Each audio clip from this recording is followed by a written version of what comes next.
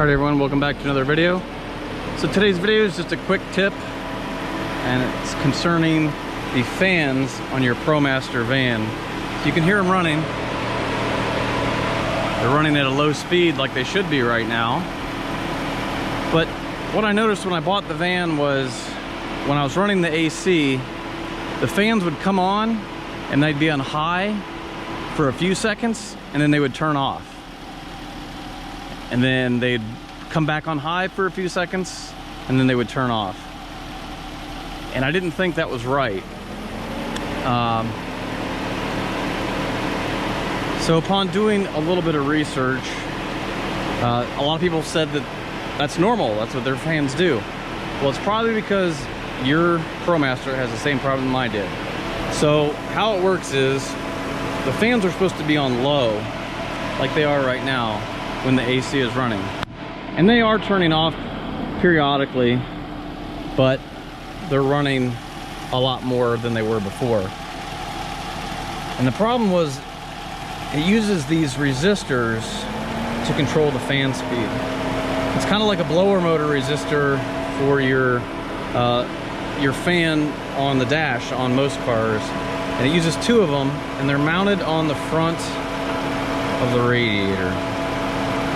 So I'm gonna turn the van off and try to give you a good look. I was actually able to change these out in about 10 minutes without taking anything apart on the front of the van. If you take it to a Chrysler dealer, they're most likely gonna tell you that you need new relays, a new harness, and new resistors to the tune of about $600 to $1,000. But these two parts together were under $100, and you can do it yourself in about 10 minutes. So I'm just going to show you where everything's at and what the problem is. All right, so we're under the hood here. I also noticed one more thing, that the fan wasn't kicking on when the engine was pretty hot. It would just be, and the gauge never really moves off of the middle unless it's like a serious problem that it goes right to hot. So the gauges aren't really accurate on most cars. So basically, I noticed the fan wasn't coming on when it was really hot either until it was really hot, and then the high-speed fan would come on, run for about 30 seconds, and then it would shut off. So if you look down here on the front of the radiator, you'll see a harness. Set the light down and try to point. It's right back here. You see the orange part. Well, there's two plugs that plug into it. And here's what the old one looks like. You just push the tabs. What I found was actually easier, because you gotta be careful, these tabs can be brittle when they get old, is there's little tabs that come up and hold this in place. There's no screws to hold it in place. These little tabs hold it in place in the shroud. If you kind of move those tabs out of the way and pull the whole thing out with the wires connected, then you can kind of pull it up here where you can work on it and get the wires disconnected. So that's the one of them. So this is the first one that came out. You can see it was like broken in half. It was so bad. And just show you what the other one looked like. It wasn't as bad, but there's a lot of corrosion. You can see it's kind of like burnt up. Okay, so the second one is right down under the radiator hose here. You can see, so I'm trying to point to it right here in the middle of the frame. Same thing, two connectors. This one's a little harder to get to, but not really. You just reach your hand down in here. The hardest thing is trying to find a place to put the light so you can see what you're doing.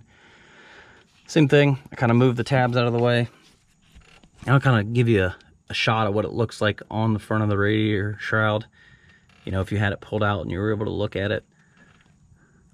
But you just get those out. It doesn't matter which way the wires get connected, but I did reconnect them the way they were, one shorter than the other, so it kind of makes sense what way they should go.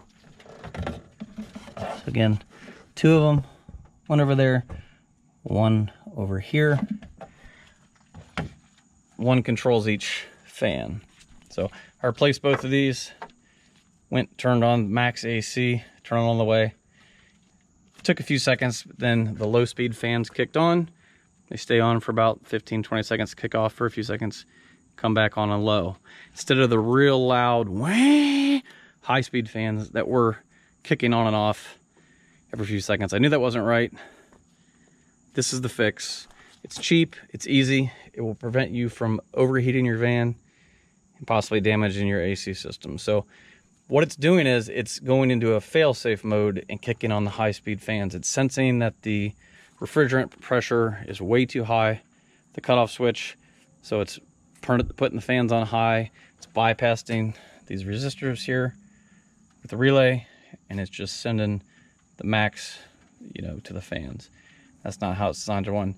Really not a very good design. This is kind of not a good thing for your fans. Now, these can burn up because your fans are pulling too much power because there's a problem with the fan. So just understand that by just changing these, if the problem comes back, your fans probably need replaced, if it comes back soon, I should say, because they're pulling too much current and they're burning these out. I think in my case, this fan has already been replaced with an aftermarket fan. I could tell that by looking at the sticker. And it looks like what they did is they just swapped over the old factory resistors, and just, it's a 2014, so in time with corrosion. This is kind of what they look like. Not good. So again, it took me about 10-15 minutes, and I was taking my time being careful, and we'll cross that off the list. So here's the part number. It will be tempting to go to the parts store and buy a cheaper aftermarket version of this part, but I promise you, you will regret that, especially when it comes to electrical. Always go with OEM. This is a OEM Fiat Chrysler part, as you can see. So take my advice on that. Spend just a little bit more money. Do it right. So if you have any questions, leave them in the comments below. Like the video if it helped you out. Subscribe for more. Again, links are in the description. Till next time, we'll see you later.